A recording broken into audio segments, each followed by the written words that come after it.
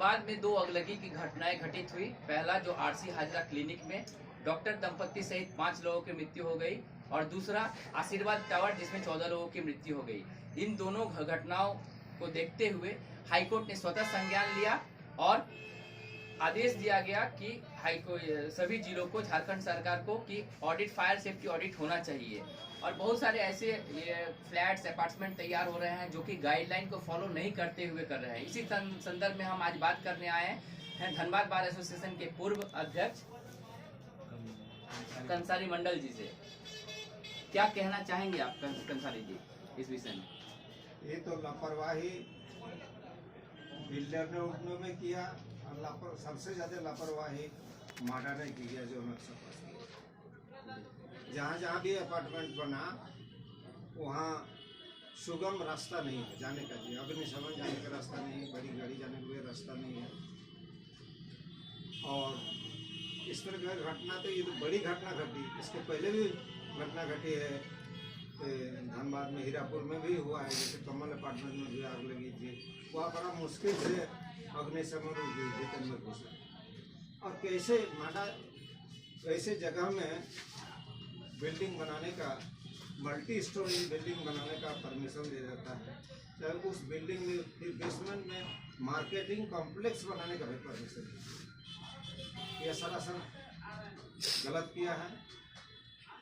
नियम का उल्लंघन करते हुए बिल्डरों ने ऐसा अपार्टमेंट का निर्माण किया है। बहुत सारा ऐसे जगह भी है जहाँ पर गाइडलाइन को नहीं फॉलो करते हुए बनाया जाए, जैसे 20 फीट का रास्ता होना चाहिए, वहाँ गली कुची में भी अपार्टमेंट बना दिए जा रहे हैं। जो फायर सेफ्टी नॉर्म से उसको फॉलो नहीं किया जा रहा है। ऐसे बहुत सारे जगह है।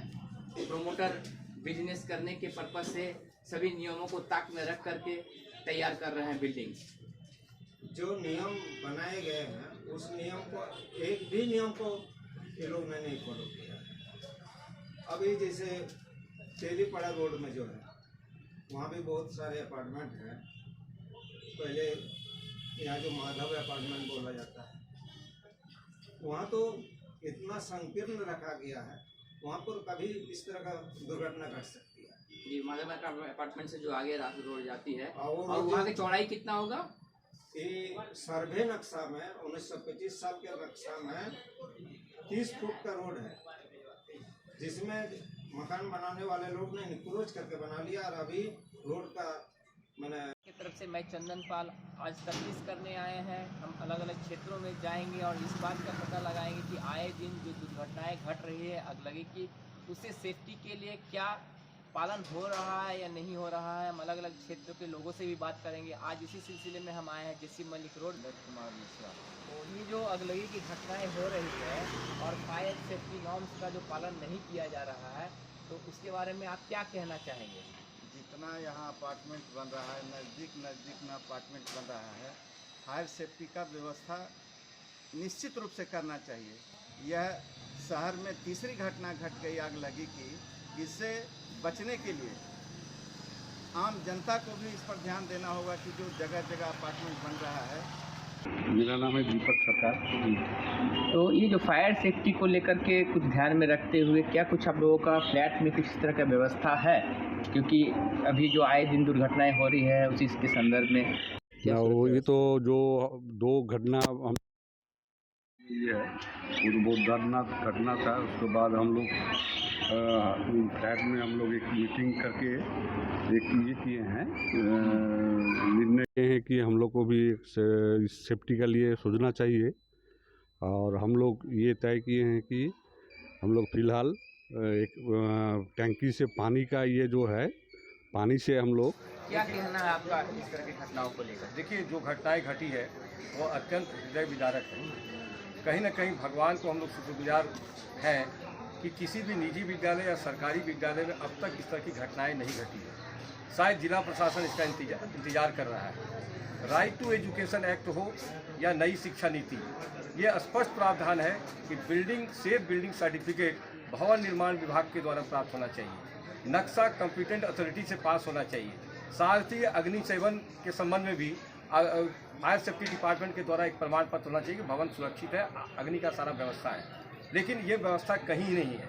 बड़े बड़े स्कूल हैं, चाहे वो निजी विद्यालय जैसे GGPS हो या माउंट ग्रेसिया हो, ऐसे बड़े विद्यालय, राजकमल जैसे विद्यालय हैं, क्या दिल्ली पब्लिक स्कूल है, कई ऐसे स्कूल हैं DAV के जो फायर सेफ्ट मतलब डेंजर जोन में अवस्थित हैं, जैसे DAV बनियाहिर है, अलकूसा है, कुसुंडा है, मुनीडी है। उन सब एरिया में फायर सेफ्टी का धड़ल्ले से वायलेशन हो रहा है, भवन गलत तरीके से गलत नॉर्म्स के तहत बन रहा है। लेकिन चाहे जिला प्रशासन हो, चाहे नगर निगम हो, चाहे फायर सेफ्टी डिपार्टमेंट हो, किसी का ध्यान उसको नहीं जा रहा है। लेकिन DSC महोदय के कार्य से अब तक ऐसे विद्यालय को क्यों नहीं बंद कराया जा रहा है? क्या कोई इस तरह की घटनाओं का इंतजार किया जा रहा है? तो निश्चित रूप से इन सभी, चाहे सरकारी हो या निजी विद्यालय, सभी के भवन का ऑडिट होना चाहिए, उनका वहां तक पहुंच का रास्ता की जांच होनी चाहिए, ताकि फायर होने पर फायर सेफ्टी डिपार्टमेंट उसको त्वरित कार्रवाई करके उसको संधारित कर सके, समाप्त कर सके।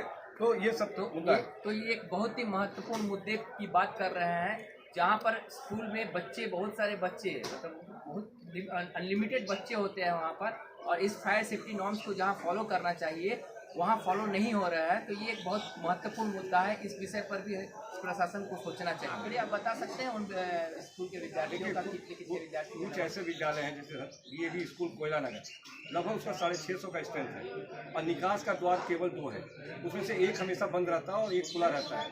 अगर कोई अप्रिय घटना घटी तो बच्चे निकलेंगे कैसे? इसी तरह से DAV ये दिल्ली पब्लिक स्कूल कार्मिक नगर है, उसका भी एक सामान्य रूप से इस्तेमाल होता है और एक पीछे से है। अगर वहाँ भी कोई घटना घट जाए तो कैसे बच्चे निकलेंगे? ये भी एक जांच का विषय है। और उसके ऊपर जिस तरह से वाल बीम और ये सब तैयार किया जाता है, तो ये भी जांच का विषय है कि आखिर ये सारे सुरक्षा का वायलेशन करके कैसे चल रहा है। अगर आप राजकमल का जाएं तो राजकमल का स्ट्रेंथ भी 6000 से ऊपर है।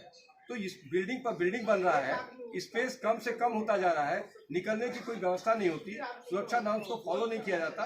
तो ये सारे बिंदुओं पर जांच होनी चाहिए और अभिभावक महासंघ भी इस संबंध में उपायुक्त से मिलकर के अपना प्रतिवेदन देगा और पूरे बिंदु पर विस्तार पूर्वक जांच करने की मांग करेगा अभिभावक संघ की उपस्थिति में। हाजरा हॉस्पिटल में आग की दुर्घटना हुई थी, मुझे 6:30 बजे उसकी सूचना मिली थी। मैंने तुरंत वहां पर जाने का प्रयास किया और वहां पर जाने की स्थिति में जब मैंने वहां पहुंचा तो देखा कि स्थिति बहुत भयावह है।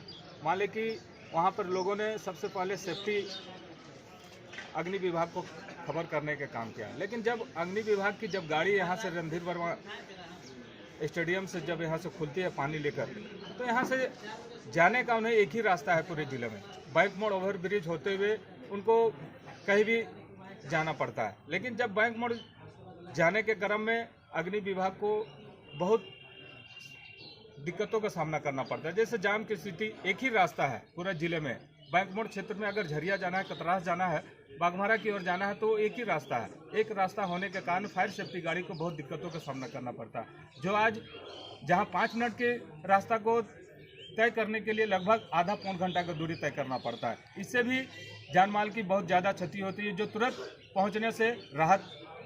तो आपका क्या मानना है इसमें, कैसे निराकरण किया जा सकता है? जिला प्रशासन इस पर अग्नि विभाग सेफ्टी के लिए कोई अलग रास्ता की व्यवस्था नहीं करेगी तो इस तरीके से और भी बड़ी घटना जब घटेगी तो इस तरीके से जान लोगों को नहीं बचाया जा सकता। तो कहने का मतलब है कि वैकल्पिक रास्ता रहेगा तो जिसमें जाम नहीं मिलेगा और आवागमन किया जा सकता है। लोगों की जो उससे घटना घटती है तो उससे राहत लोगों के तत्काल उससे मिलेगी। क्या नाम हुआ आपका? मेरा नाम हुआ रतिलाल महतो।